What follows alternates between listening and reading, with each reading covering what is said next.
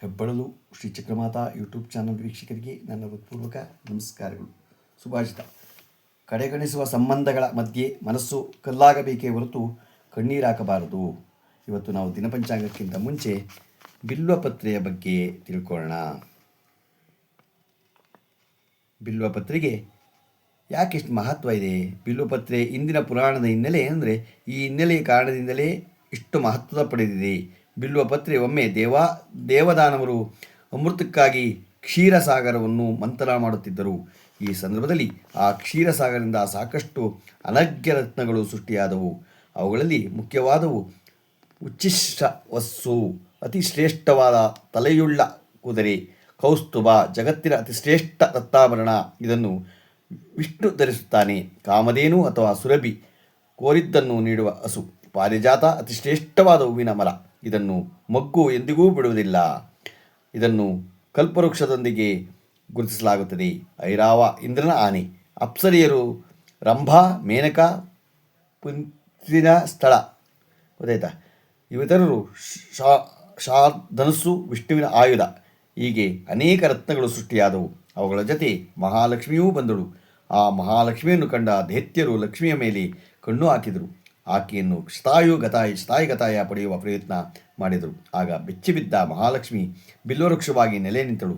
ಹಾಗಾಗಿ ಬಿಲ್ವವೃಕ್ಷ ಶ್ರೇಷ್ಠ ವೃಕ್ಷವಾಯಿತು ಅನ್ನುವ ಕಥೆ ಇದೆ. ಪಾರ್ವತಿಯು ಬೆವರಿನ ಹನಿಯೇ ಬಿಲ್ವ. ಮತ್ತೊಂದು ಕಥೆಯ ಪ್ರಕಾರ ಪಾರ್ವತಿಗೆ ತುಂಬ ದಣಿವಾಗಿತ್ತು. ಆಗ ಮಂದರ ಪರ್ವತದಲ್ಲಿ ವಿಶ್ರಾಂತಿಗೆ ಅಂತ ಒಂದು ಕುಳಿತಿದ್ದಳು. ಆಗ ಆಕೆಯ ಬೆವರ ಹನಿ ಭೂಮಿಯ ಮೇಲೆ ಬಿತ್ತು. ಆ ಹನಿಯಿಂದ ಒಂದು ವೃಕ್ಷ ಮೂಡಿತು. ಅದೇ ಬಿಲ್ವವೃಕ್ಷ ಅಂತಲೂ ಕಥೆ ಇದೆ. ಲಕ್ಷ್ಮಿ ಸ್ತನದಲ್ಲಿ ಮೂಡಿದ್ದು ಬಿಲ್ವ. ಮತ್ತೊಂದು ಕಥೆಗಳ ಪ್ರಕಾರ ಒಂದೊಮ್ಮೆ ಲಕ್ಷ್ಮಿ ಶಿವನನ್ನು ಕುರಿತು ಸಹಸ್ರನಾಮಾವಳಿ ಹೇಳುತ್ತಿದ್ದಳು. ಒಂದೊಂದು ನಾಮ ಹೇಳುವಾಗಲೂ ಒಂದೊಂದು ಪುಷ್ಪ ಸಮರ್ಪಣೆ ಮಾಡುತ್ತಿದ್ದಳು. ಕೊನೆಯ ನಾಮ ಹೇಳುವ ಹೊತ್ತಿಗೆ ಒಂದು ಹೂವು ಕಾಣಿಸಲಿಲ್ಲ. ಹಾಗಾಗಿ ಒಂದು ಹೂವು ಕಡಿಮೆ ಬಿತ್ತಲ್ಲ ಅನ್ನೋ ಕಾರಣಕ್ಕೆ ತನ್ನ ಸ್ತನವನ್ನೇ ಕತ್ತರಿಸಿ ಹೂವಿನ ರೂಪದಲ್ಲಿ ಅರ್ಚಿಸಿದಳು ಮಹಾಲಕ್ಷ್ಮಿ.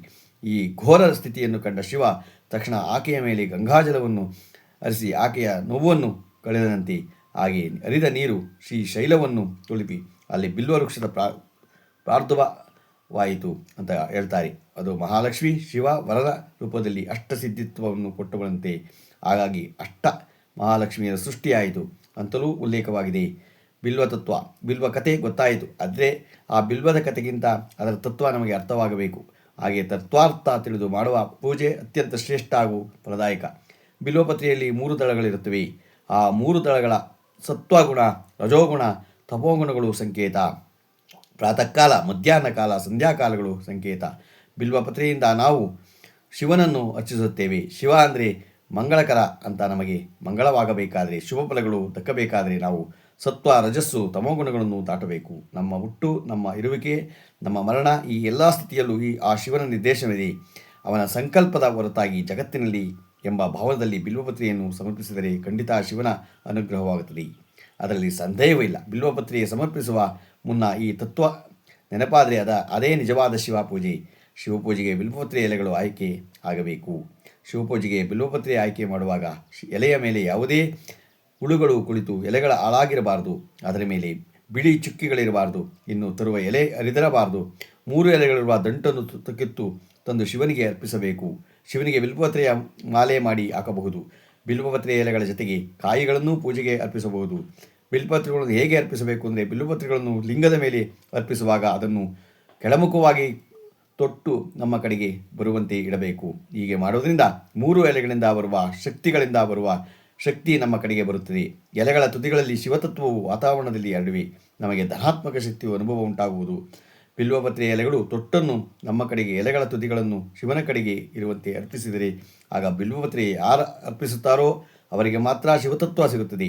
ಮೇಲೆ ಹೇಳಿದಂತೆ ಅರ್ಪಿಸಿದರೆ ಶಿವನ ಪೂಜೆಗೆ ಬರುವ ಭಕ್ತರಿಗೆ ಶಿವತತ್ವವು ದೊರೆಯುವುದು. ಬಿಲ್ವಪತ್ರೆ ಸೋಮವಾರ ಏಕೆ ಅರ್ಪಿಸಬೇಕು ಅಂದರೆ, ಸೋಮವಾರ ಶಿವಪೂಜೆಗೆ ಶ್ರೇಷ್ಠವಾದ ದಿನ. ಸೋಮವಾರದ ಬಿಲ್ವಪತ್ರೆಯ ದಿನ ನಡೆಯುವುದಿಲ್ಲ. ಬೆಳಿಗ್ಗೆ ಎದ್ದು ಸ್ನಾನ ಮಾಡಿ ಬಿಳಿ ಬಣ್ಣದ ಮಡಿ ಉಟ್ಟೆ ಧರಿಸಬೇಕು. ಬಿಲ್ವಪತ್ರೆಯ ಅರ್ಚನೆ ಮಾಡುವಾಗ ಓಂ ನಮಃ ಶಿವಾಯ ಎಂಬ ಮಂತ್ರ ಪಠನೆ ಮಾಡುತ್ತಾ ಶಿವಲಿಂಗಕ್ಕೆ ಒಂದೊಂದೇ ಎಲೆಗಳನ್ನು ಅರ್ಪಿಸಬೇಕು. ಬಿಲ್ವಪತ್ರೆ ಎಲೆಗಳು ಶಿವಲಿಂಗವನ್ನು ಮುಚ್ಚುವಂತೆ ಅರ್ಪಣೆ ಮಾಡಬೇಕು. ಬಿಲ್ವಪತ್ರೆ ಎಲೆಗಳ ಜೊತೆಗೆ ಶ್ರೀಗಂಧ ಹೂಗಳು, ಹಣ್ಣುಗಳು, ಎಳ್ಳುಗಳು ಹಾಗೆ ಅರ್ಪಿಸ್ಬೋದು. ಗೊತ್ತಾಯ್ತಾ? ನಾವು ಏನೇ ಮಾಡಿದ್ರು ಭಗವಂತನಿಗೆ ಮಾಡಿದ್ರೆ ನಾವು ಭಗವಂತ ನಮಗೆ ಕೇಳಿದ್ದನ್ನು ಕೊಡ್ತಾನೆ. ಅದರಿಂದ ನಾವು ಈಗ ಬಿಲ್ವಪತ್ರೆಯ ಬಗ್ಗೆ ತಿಳ್ಕೊಂಡು ಈಗ ದಿನ ಪಂಚಾಂಗವನ್ನು ತಿಳ್ಕೊಳ್ಳೋಣ.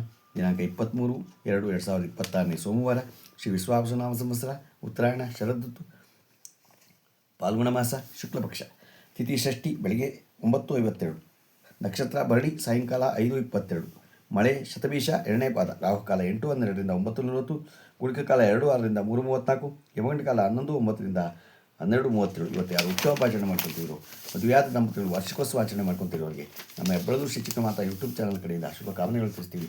ದೇವರು ಅವರಿಗೆ ಆಯಸ್ಸು, ಆರೋಗ್ಯ, ಐಶ್ವರ್ಯ ಎಲ್ಲ ಕೊಟ್ಟು ಕಾಪಾಡಲಿ ಅಂತ ಕೇಳ್ಕೊತೀನಿ. ನಮ್ಮ ಹೆಬ್ಬಳದು ಶ್ರೀ ಚಿಕ್ಕಮಾತಾ ಯೂಟ್ಯೂಬ್ ಚಾನಲ್ ಯಾರು ಸಬ್ಸ್ಕ್ರೈಬ್ ಆಗಲು ದಯಮಾಡಿ ಸಬ್ಸ್ಕ್ರೈಬ್ ಆಗಿ, ಲೈಕ್ ಕೊಡಿ.